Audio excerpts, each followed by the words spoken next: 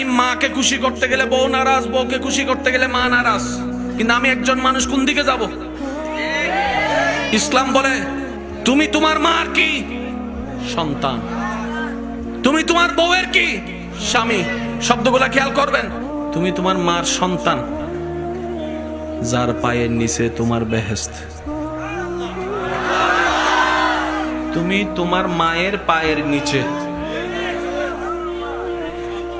তুমি তোমার বউয়ের কি? স্বামী। স্বামী মানে অভিভাবক। অভিভাবক কি নিচে না উপরে?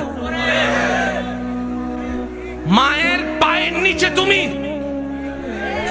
আর বউ তোমাকে মাথার উপর রেখেছে, কারণ তুমি বউয়ের অভিভাবক। তো উপরওয়ালা তো নিচের ওয়ালার মতো হয় না, নিচের ওয়ালা তো উপরওয়ালার মতো হয় না। এবার সে বলে আমি করব কি? বলে যে শুনো, তুমি মাকে মাথায় রাখো, বউকে বুকে রাখো।